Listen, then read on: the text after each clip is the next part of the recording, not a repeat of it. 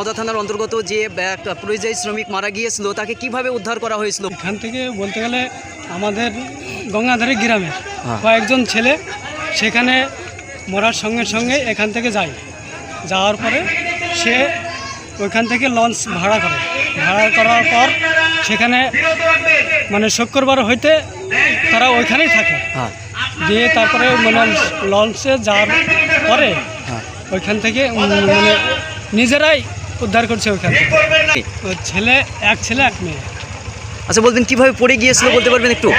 আমরা যেটুকু শুনেছি যে চলন্ত ট্রেন থেকে উনি ট্রেনে বসেছিলেন, হয়তো আমাদের সন্দেহ হয়তো কোনো ব্যক্তি হয়তো ট্রেনে ঝামেলা হওয়ার পরে হয়তো তাকে মেরে হয়তো ফেলে দিয়েছে, এরকম আমরা বুঝতে পারছি, বা হয়তো আপনি পড়ে গিয়েছে। এখন কিভাবে পড়ে গিয়েছে সেই পুরো বিষয়টা কিন্তু এই মুহূর্তে আমাদের সামনে ধোঁয়াশা।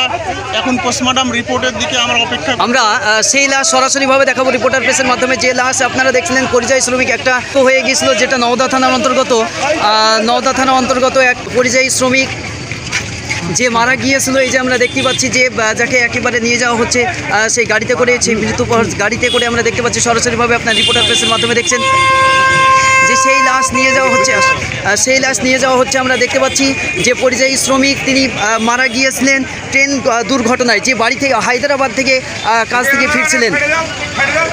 ফিরতেই তার দুর্ঘটনা ঘটে যায়, তাই সে মৃত্যু হয়েছে, তাই সেই ফিরে আসতে দেখতে পাচ্ছি আমরা সেই লাশ সরাসরিভাবে দেখছেন আপনার রিপোর্টার প্রেসের মাধ্যমে।